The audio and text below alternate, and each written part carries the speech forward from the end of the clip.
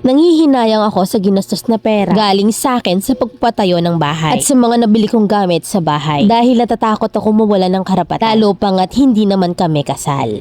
2018 nang magdesisyon kaming magsama ng partner ko. And after a few months, nabuntis ako sa panganay naming lalaki. Magaling namang makisama sa akin yung mga kamag-anak niya. Sa dahilang nasa bahay ako ng kanyang mga magulang. Pero nagbago ang lahat ng mismong nanay niya ay nakarinig na ako ng hindi magagandang salita. Pangmamaliit sa pamilya ko na porket ang bahay namin itagpi-tagpi lang at yung bahay naman nila ay bahay na bato na may second floor pa. Hindi ko alam kung bakit nagiging garanti yun ng mga taong may ganyang status sa buhay ng manglae. Na pati ang mga kapatid niyang babae mapangmata rin. Lahat ng sinasabi ng nanay niya, sinasabi ko yun sa partner ko. Pero hindi niya ako kayang ipagtanggol. One time, 4 na buwan na akong buntes. Nagawa akong palayasin ng partner ko sa mismong bahay nila. Dahil lang sa pagtatalo namin na gusto ko nang bumuko. Dahil nga sa ganung ugali ng pamilya niya. Hindi ko naman masasabi na tamad ako dahil para sa akin, isa akong katulong sa bahay nila. Tigalaban ang damit ng mga magulang at kapatid niya. Tigaluto, tigalinis, minsan pa'y nag-iigib pa habang yung asawa ko nasa bundok sa palayan. Doon nagtatrabaho. Na ang binibigay sa akin buong maghapon ni 100 pesos. Na sa nanay niya pa hinihingi yung perang binibigay niya sa akin. Dahil nga binibigyan siya ng magulang niya ng 100 to 200 araw-araw dahil dun siya nagtatrabaho sa magulang niya. Na paminsan ay hindi ko man lang magawang bumili ng shampoo. Na kailangan ko pang ipunin yung 100 para sa panganganak ko. 2019 ng mga anak ako, nag-away-away silang magkakapatid. At nadamay ako sa gulong yon kasi sinaway ko yung partner ko. Na wag niyang saktan yung bunso niyang kapatid dahil grabe na yung pambubugbog niya. Hindi na ako nagtaka doon kasi sa pool ng anak ako, sinasaktan niya ako physically and emotionally. Napakiramdam ko, lahat na yata ng kamalasan sa buhay ay nasa akin, puwera na lang sa anak ko. At dahil nga sa pangingialam ko sa away nilang magkakapatid, ay pinalayas niya ako kasi pare-pareho lang daw kami. Saksi ang binan kong babae, pati ng mga kapatid niyang babae habang ibinababa ng partner ko yung mga gamit ko. Habang yung nanay niya nakatingin sa akin, humihikbi. Hindi man lang niya pinigilan yung partner ko sa ginagawang pagpapalaya sa akin. Umalis ako sa bahay nila. Umalis din yung partner ko, biyabit ang anak ko. Na habang ako naman dala yung gamit ko pauwi sa amin. At tuluyan na niyang inilayo ang anak ko sa akin. Sa sobrang pagkamis ko sa anak ko, 6 PM ng gabi pumunta ako sa bahay nila para magmakaawa na balikan niya ako. Pero harap-harapan niya akong tinanggihan dahil ayaw na daw niya sa akin. Wala naman akong nakikitang third party sa relasyon namin noon. Pero may isa akong napapansin. May pamangkin siyang babae na 16 years old na palagi niyang kasama papuntang bundok. Ilang buwan na yung anak namin pero napapansin kong magkatabi silang matulog ng pamangkin niya. Ang posisyon namin sa pagtulog ay ganito. Ako, anak ko, pamangkin niya at ang kasunod ay ang partner ko. Hindi ko alam kung anong nangyayari or maling-mali lang ba ako para maghinala sa kanila. Malibang isipin ko na kapag nakikita ko sila may nararamdaman akong kaba. Wala akong nagawa, hindi ko siya napabalik. Sobrang umiiyak ako sa harapan ng nanay at tatay ko noon. Sa mga panahon na wala ang mag-ama ko sa tuwing matutulog ako, hinayaan ko na lang sila. Umalis ako at nagtrabaho malapit sa city namin. 1 month pa nga lang ay meron nang nanliligaw sa akin. Pero hindi ko siya tinanggap dahil galing ako sa breakup noon. Dumating ang araw at buwan na nagawa ko magpaligaw sa taong nagkagusto sa akin. Siya na raw yung bahala sa lahat para makapagtrabaho ako ng maayos. Taong 2022, nag-lady guard ako sa Robinson dito sa Tacloban. Nakapagsimula naman ako ng maayos habang boyfriend ko na nga yung lalaking yun. Mabait siya, ibang-iba sa asawa ko. Ang problema ko lang sa kanya, hindi niya tanggap ang anak ko. Sabi ko, mahal na mahal ko yung anak ko kaysa sa inyong mga lalaki na papasok sa buhay ko. Ngayon, kung ayaw mo sa anak ko, ayoko na rin sa relasyong to. 2022 ng kaparehong taon, nangamusta sa akin ng ex-partner ko. Magbe-birthday daw yung anak namin na kung pwede daw akong pumunta. At dahil miss na miss ko na yung anak ko, umuwi ako noon sa lugar nila. Umiiyak ako noon ng sobra. Hanggang labas lang ako ng bahay ng biyanan ko at inabot ko lang yung cake at ang pasalubong. Pero hiniling sa akin ng biyanan kong babae na isimba daw namin ng ex-partner ko yung anak namin. Habang nasa simbahan kami kasama yung anak namin, umiiyak ang partner ko. Nagmamakaawa na magkabalikan kami. Sabi ko, sa lahat ng pinagagawa mo sa akin at ng pamilya mo, kaya ang kapal naman ng apog mong makipagbalikan sa akin. Hindi siya nasagot noon. At habang iyak siya ng iyak noon, nangangakong magbabago na raw siya. Pero hindi ko siya binalikan dahil hindi ako naniniwala. December 2022, umuwi ulit ako pagkatapos ng birthday ng anak ko. At doon ngay habol ng habol ulit ang ex-partner ko. Ilang buwan ang lumipas ay nagkabalikan din kami. Dagdag niya pa na kawawa ang bata kung hindi kumpleto ang pamilya. 2023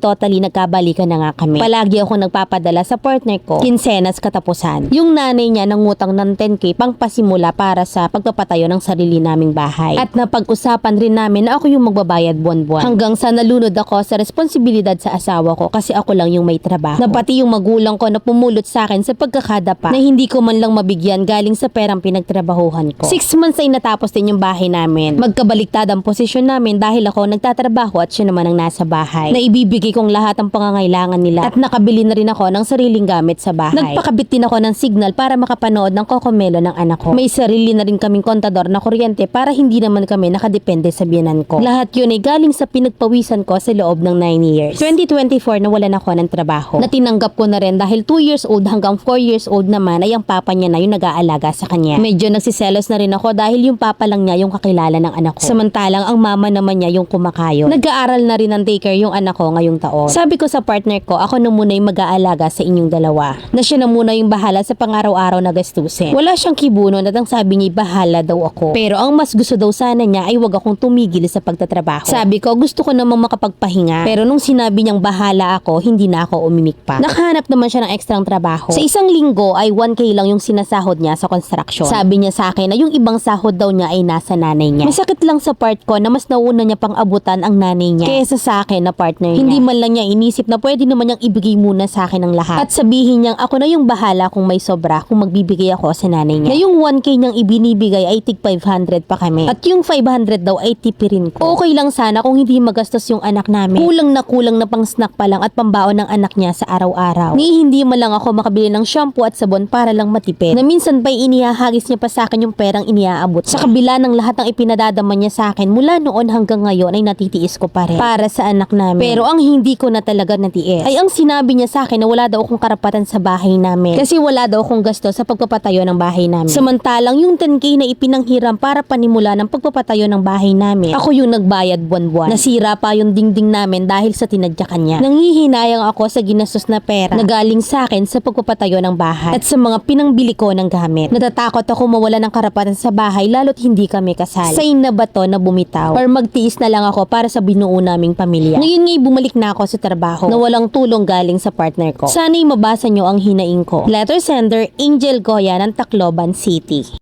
Kung alam ko lang na ganito kahaba, pinagluto sana kita ng bulalo. Igsian ko na lang yung advice kasi sobrang haba. Ngayon na may work ka na at pinili mong manatili, so alam mo na kapag tumigil ka, hindi po pwede. Kaya dapat hanggat hindi pantay ang iyong paa, bawal kang mamahinga. Mananatili ka ring kalabaw. Yan ay kung mananatili ka. At tanggapin na ikaw ang may bayag sa inyong dalawa. Ngayon, kung makikipaghiwalay ka na, kasi hirap na hirap ba namang bitbitin ng 1 kilong bayag niya, na magaling lang pag may trabaho ka. Pag iba mo yung bahay mo, patulong ka sa barangay. At ipahakot mo yung gamit mo. Nasa iyo ang anak mo kasi ikaw ang may trabaho at ikaw ang ina. Ipaalaga mo ang anak mo sa magulang mo. Sigurado pang lahat ng pagod at maipupundar mo, siguradong mapupunta sa inyo ng anak mo. Huwag mong gawing komplikado. Magdesisyon ka ng tama. Ngayon, kung pipiliin mo ang unang advice, tandaan mo na kahit lawit na yung dila mo, bawal kang mamahinga. Bonus pa na ipagdamot sa yung lahat ang yung pinagpaguran at ang anak mong hindi ka kilala.